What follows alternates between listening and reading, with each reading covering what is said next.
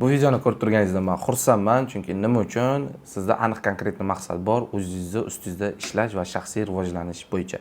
Xo'p, endi nima uchun sizni yoki seni ko'rishim kerak degan savolingizga hozir javob beraman. Ismim Abdurahmon.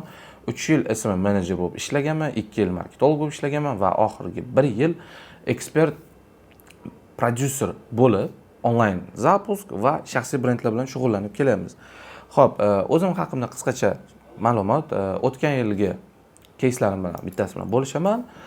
Umumiy sotuv 1 milliardlik sotuv qildik. Bu bittasi psixologiya, ikkinchisi IELTS bo'yicha 49 minglik zapusk qilganmiz, psixologiya bo'yicha 30 minglik zapusk qilganmiz va oxirgi mana shu oy qilgan zapuskimiz 60 millionlik bo'ldi. MVP testoviy sotuv qilib, koreys tili bo'yicha ekspertimiz hech qanaqa kursi bo'lgan, qanaqa ma'noda onlayn Telegramda живой live formatda o'tib bergan. Lekin biza полностью formatni o'zgartirib, strukturasini tuzib, biza sotuv qildik, 60 millionlik bo'ldi. Xo'p, bundan tashqari shaxsan o'zim 20 yoshimda 15 ming qarzdan chiqdim. Xo'p. Keyin blog yuritishdan asl maqsadim bu kimgadir foydam tegsin degan maqsad, pul emas. Xo'p, yanada sababi o'zimdan kichik va katta bo'lgan tanish, notanish odamlarga ham men bergan maslahat va life hacklarim natija bergan. Sababi nima uchun men beradigan maslahat yoki life hack bu shaxsan o'zimning tajribamdan kelib chiqib turadi. Men nimadan kelib chiqib turib maslahat beraman yoki kimgadir narsani o'rgataman? Qachonki men o'zim o'sha chuqurga tushib, uni necha metr, diametri qanaqaligini bilib, shundan kelib chiqib turib men maslahat beraman.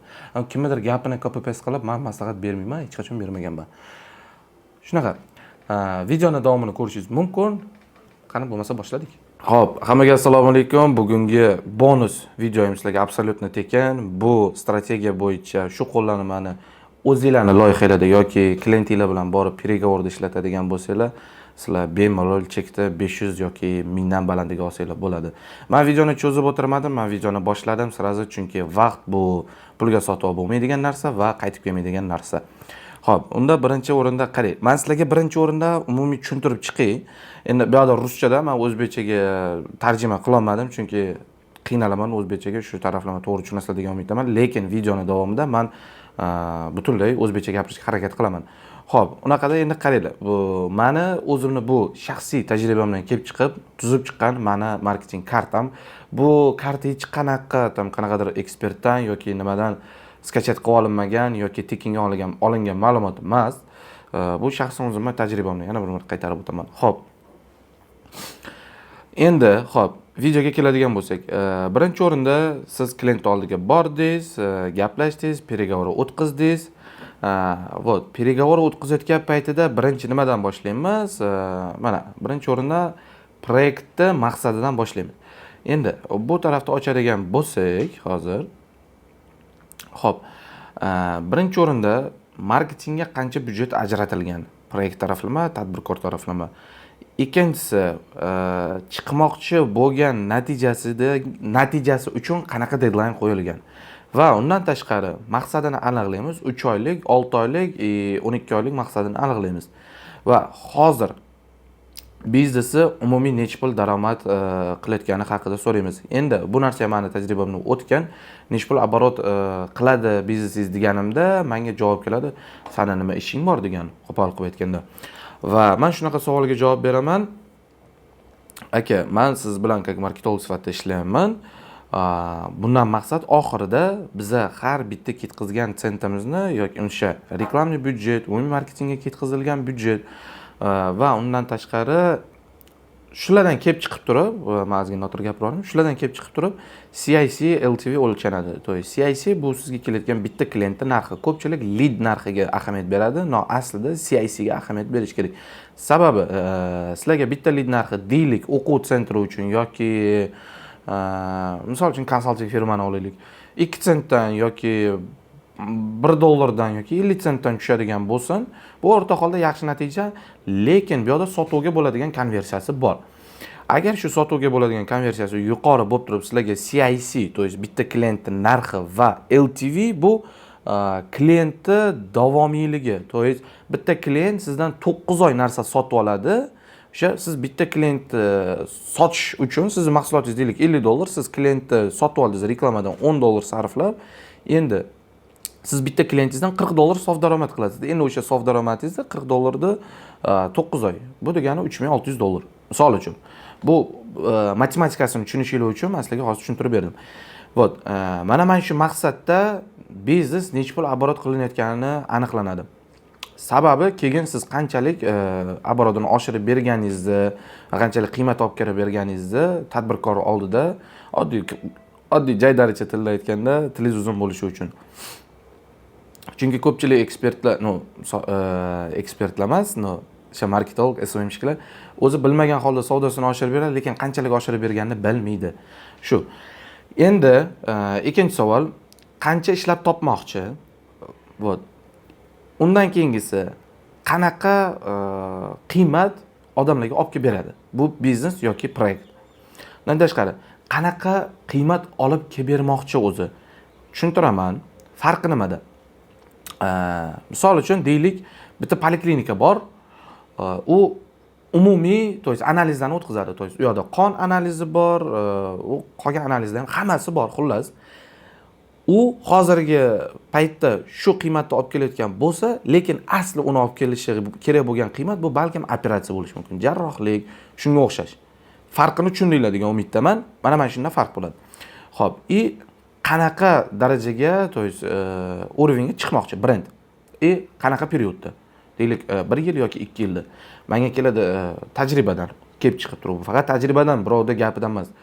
Menga keladi proyektlar, misol uchun logistika bilan oxirgi proyektim ishlaganman. Boxset, Globing, shunga o'xshash menga konkurentlarni misol tariqasida keltirgan. Endi Boxset va o'sha Globing konkurentlarni oladigan bo'lsak, ular reklamaga va umumiy marketingga juda katta summa ajratadi. Shu taraflama va ularning pozitsiyasi umuman boshqa narsa. O'shaning uchun aniq konkretika bilan ishlash kerak. Aniq savol, aniq javob, aniq savol, aniq javob. Faqat shundagina sizda переговорingiz va proyekt olishingiz osonlashadi. Xo'p. Ana birinchi punkt biz tugatdik. Xo'p, proyektning maqsadini bildik, nima holati, nima kutuvi bor. Ana endi mana bozor analiziga kelamiz. Xo'p, bozor analizini ochadigan bo'lsak, mana bu yerda men hammasini yozib chiqqanman. Birinchi o'rinda konkurentlarni analiz qilasizlar. Hozir bu yerda faqat analiz haqida aytaman. Produkt, uslugasini analiz qilasizlar. Ularning narxi, bozorda formulasi, konkurentning возможность, то есть konkurent berayotgan imkoniyatlar. Misol uchun qanaqa bo'lishi mumkin? Bo'lib to'lash mumkin. Yoki bo'lib to'lash bir xilda boshlang'ich to'lov bilan bo'ladigan bo'lsa, bunda bo'lmasligi mumkin. Va ключевой faktorlar bu yerda juda ko'p. Har bitta nishada o'zini yo'nalishda har xil konkurentlarni imkoniyatlari bo'ladi. Shularni sizlar analiz qilishingiz kerak. Xo'p, endi bozor obyomi. Bozor obyomi qanchalik bu yerda keng? Masalan, men matras do'kon bilan ishlaganmiz. Matras endi hozir oddiy jihatdan olib qaraydigan bo'lsak, 3-4 yil, даже balkim 10 yilda bitta oila 10 yilda matras almashtiradi. Matras sotish o'zi узкий nisha juda ham, lekin qiyin. Vot, o'sha narsa matras bozori obyomi, bozordagi obyomi u tor. Lekin deylik konstovar bo'lsin yoki kiyim-kechak bo'lsin, ularniki keng. Shu narsalarni analiz qilishingiz kerak bo'ladi. Bozor o'sishi uchun driverlar bu qanaqa? Biznesdagi rычаг. Sizda olgan loyihangiz bozorida, misol uchun matras deylik yoki o'quv sentri deylik yoki konsalting firma deylik, shu yo'nalishlarda o'zini rычаги bo'ladi bozorda. Shu narsani analiz qilishingiz kerak. Xo'p, keyin ценовой диапазон, narx chegarasi, minimum, maksimum, o'rta nech pul. Shuni analiz qilasizlar. Keyin sizlarni segmentinglardagi o'yinchilar, konkurentinglar. U qanaqa?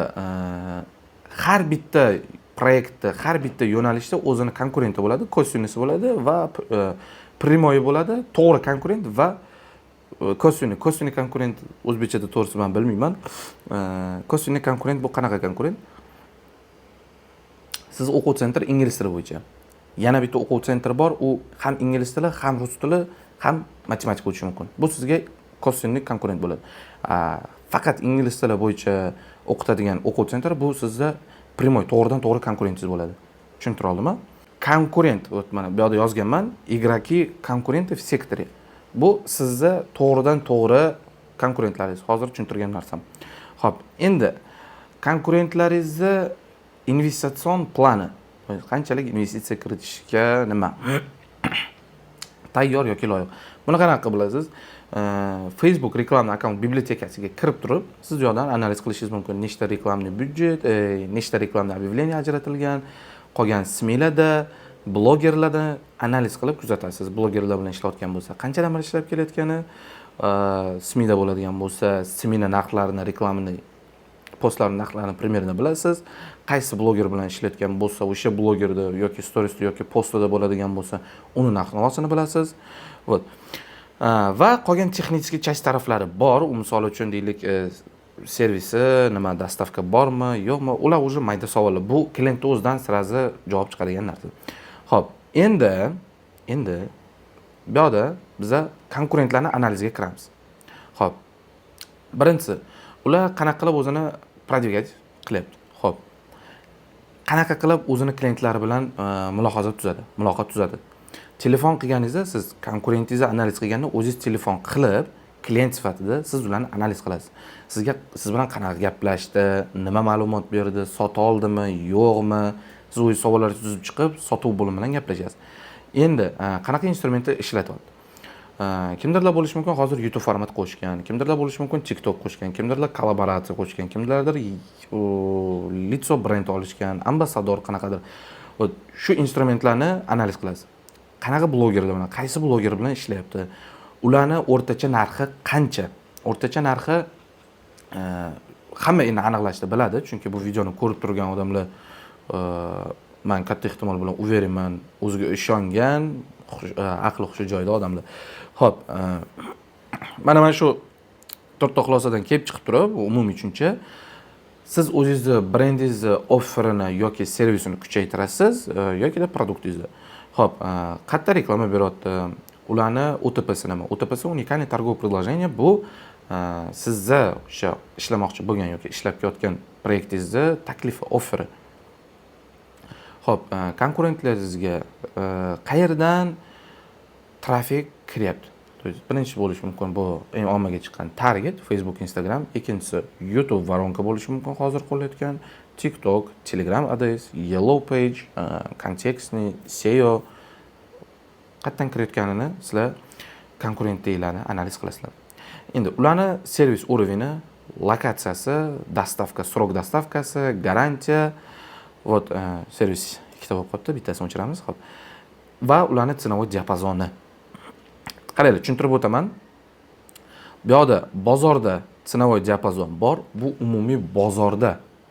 Misol uchun, stroy materialni oladigan bo'lsak, sement bozorda boshqacha narx va Instagramda brend yurg'izayotgan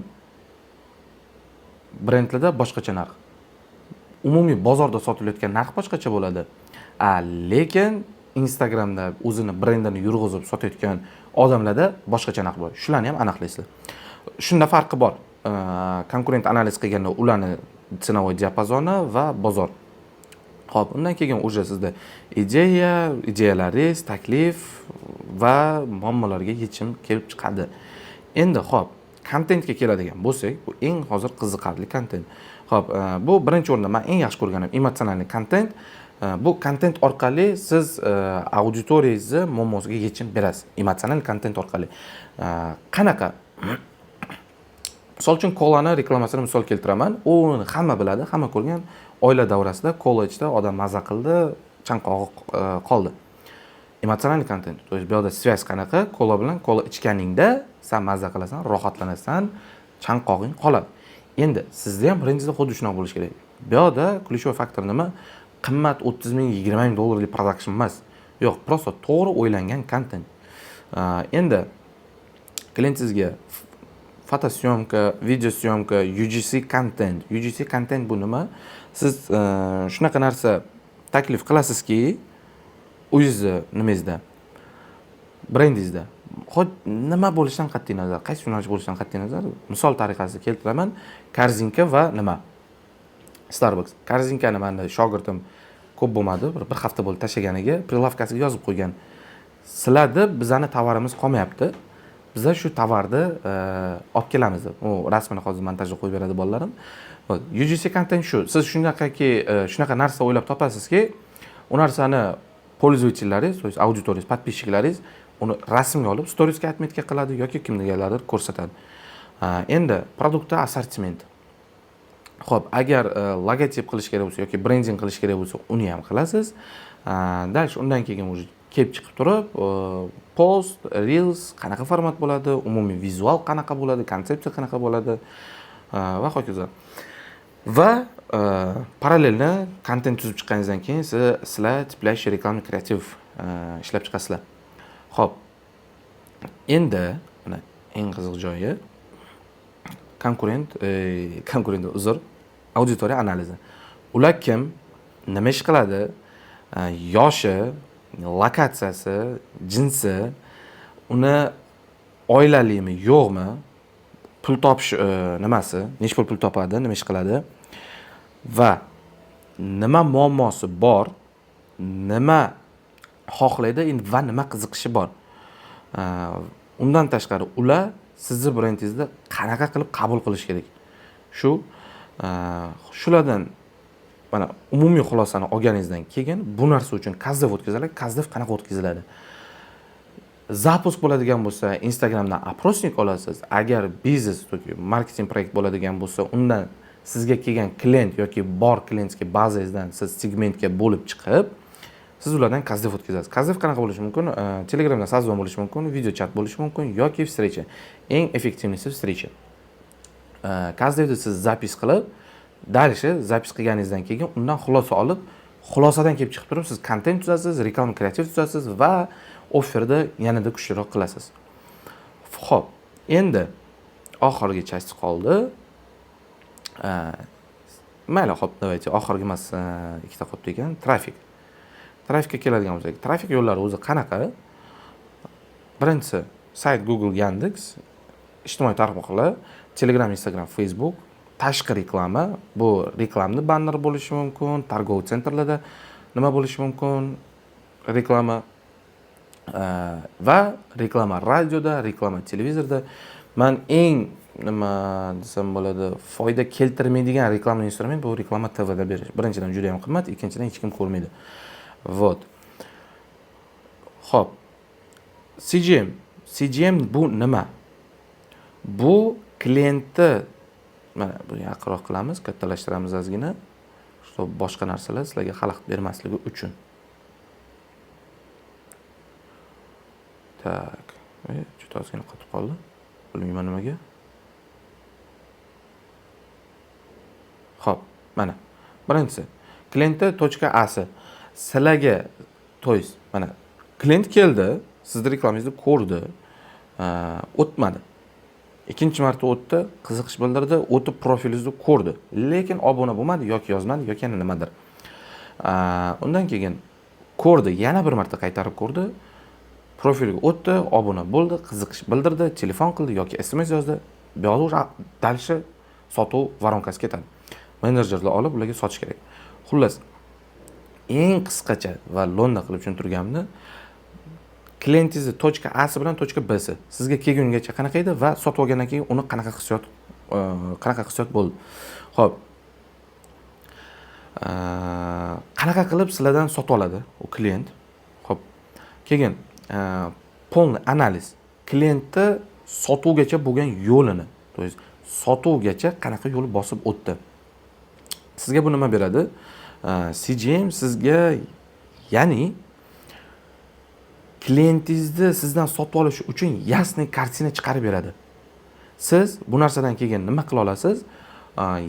Boshqa lokatsiya ochganingizda u yoqqa chaqirish uchun birinchi lokatsiyangizdan sizga xulosa bor. Klientingiz sizdan sotib olgungacha qanaqa yo'l bosib o'tadi. Shu yo'llarni siz balkim qisqartirishingiz mumkin, balki yana effektivroq bironta bir instrument ishlatishingiz mumkin. Endi sotuv voronkasi bilan CGM ning nima farqi bor? Xo'p, endi mana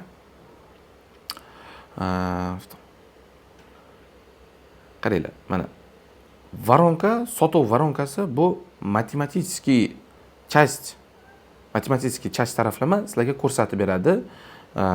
Qayerda sotuv bo'lyapti, qayerda bo'lmayotganligi. CGM bu o'sha sotuv bo'lishigacha bo'lgan klientning yo'lini ko'rsatib beradi. Tushuntira oldimmi? Vot, shunaqa. Endi agar foydali bo'lgan bo'lsa, albatta qo'llab-quvvatlashinglarni so'rayman, chunki bu narsa menga motivatsiya beradi. Videoni oxirigacha ko'ringlar va videoni oxirigacha ko'rganlarga bundan tashqari bonus bor. Men sizlarni ozgina aldadim. Bu oxirgisi emas edi. Endi sotuv bo'limi analizi. Chunki bu bunaqa qisqa video bo'lib, sizlarga bunaqa narsa bergim kelmadi. Xo'p. Sotuv bo'lim. Birinchi o'rinda sizlar o'zingizlarnikini analiz qilasizlar. Qanaqa обработка qilyapti? To есть sizlar o'zingizlar klient bo'lib chiqasizlar. Ikkinchisi qanaqa tonda gaplashyapti? Bir xillar bor, o'zini og'aynasi bilan gaplashgandan gaplashadi. Bu juda noto'g'ri. Xo'p, ikkinchisi qanaqa qilib sotyapti sizlarga? To'rtinchisi уже qanaqa qilib горячийlikda va sovuqlikda обработка qilishi. Xo'p, qanaqa skript ishlatayotgani и вообще skript ishlatadimi, yo'qmi ular? Xo'p, CPM, to есть CRM ulanganmi yoki yo'qmi? Shuni o'zingizlarda ham va konkurentingizlarda ham analiz qilib, xulosani olib tadbirkorga taqdim qilasizlar. Xo'p, undan keyin doimiy analiz. Bozorda sizni yo'nalishingiz yoki sizni proyektingiz bo'yicha qanaqa tendensiya bor, qanaqa trend, metod продвижения, kontent, reklama, konkurentlar, blogerlar va постоянный analiz, to есть doimiy bozor analizi. Xo'p, bo'ldi, shu bilan tugatsak bo'ladi, chunki men hamma razdelni sizlarga tugatdim. Bu faylni men Telegram kanalimga qo'yaman, o'zim просто бесплатно tekin Telegram kanaliga o'tsanglar, pastda Telegram kanalimga ссылка qo'ydiraman. Telegram kanalga o'tib, bemalol ko'rib, o'zingizlarga skachat qilsanglar bo'ladi yoki proyektingizga ishlatsanglar bo'ladi. O'zingizlarda qo'llab ko'ringlar. Fikringlarni bildiringlar. Menga bu juda ham qiziq, chunki agar fikringlar положительный bo'ladigan bo'lsa, men yanada ko'proq kontent chiqaraman foydali. Agar yo'q, bu foydali bo'lmadi deydigan bo'lsanglar, men buni ustida yana ishlayman. Video yoqdi degan umiddaman. Ana endi sizni shaxsan o'zingizga keladigan bo'lsak, men katta ehtimol bilan uverin bo'lib aytaman, siz qanaqadir baribir o'sha marketolog yoki SMMshik endi boshlanib chiqqansiz. Men bozorda shu men sizlarga o'rgatgan strukturam bo'yicha analiz qilgan holda produkt yaratdim. Bu produktdan maqsad pul emas. Bu produktdan maqsad, chunki oldimga oxirgi shogirdim keldi. SMMga 8 million kredit olib borib o'qib kelgan, lekin tushuncha yo'q umuman. Nima qilishni bilmaydi, qanaqa qilib loyiha olishni bilmaydi, qanaqa qilib klient bilan gaplashishni ham bilmaydi-da, просто oddiy elementarni. Endi agar siz o'zingizni uslugingizni, to есть xizmatingizni qiymat qo'shib unga va daromadingizni kamida 2 barobar yoki 3 barobar oshirish xohlaydigan bo'lsangiz yoki shu maqsadingiz bo'lsa, shu maqsadingizga erishish uchun roadmap tuzib qo'yganman men siz uchun. Xo'p, bu kursda siz nimani olasiz va nimani o'rganasiz? Kursda siz qanday qilib sof foyda 500-1000 dollar plus, keyin kursda siz qanday qilib bitta mijoz bilan uzoq muddat ishlash, loyiha nimadan boshlab va loyihani hozirgi holatdan kelib chiqib turib to'g'ri strategiya yozish o'zi aslida muammo emas. Kursda bunga yechim olasiz. Bundan tashqari 4 yillik tajribamdan va 20 ta jamoa boshqargan skillimdan kelib chiqib turib, jamoada kim bo'lish va ularga qanaqa moliyaviy, moddiy va ma'naviy motivatsiya berish bo'yicha va uni to'g'ri boshqarish bo'yicha отдельный darslik bo'ladi. Bu chunki hammamizga kerak. Bu qisqacha qilib tushuntirganda, agar sizga kurs qiziq bo'ladigan bo'lsa, to есть bu kursda siz nima olasiz? Bu yerda sizga qanaqadir narsalar o'rgatilmaydi. Bu yerda konkretniy shak, birma-ketin siz nima qilsangiz, shu natijaga chiqasiz. Siz SMM kursida sizga 500 dollar yoki 1000 dollar pul topish uchun roadmap bo'lmaydi. Bu yerda meni kursimda xuddi shu narsaning roadmapi bor. Sababi bu kursda yana maqsadi nima? Chunki men ham sizlarning o'rningizda bo'lganimda bozorda bunaqa kurs bo'lmagan. Hozir qaradim, bu kursga talab bor, hali ham odamlarda shu narsadan muammo bor. Men shu narsaga yechim nima qildim? Agar kurs qiziq bo'lsa, pastda Telegram kanal bor. Telegram kanalga o'tib, men yerda video darslik qoldirganman. Bemalol ko'rib, o'tib ko'rishingiz mumkin, tanishib chiqishingiz mumkin. Savollaringiz bo'lsa, keyin adminga bemalol yozaverasizlar. Video yoqdi degan umiddaman. Katta ehtimol bilan like bosing va sizning podpiskangiz menga har doim motivatsiya beradi. Keyingi videolarda ko'rishguncha. Paka-paka.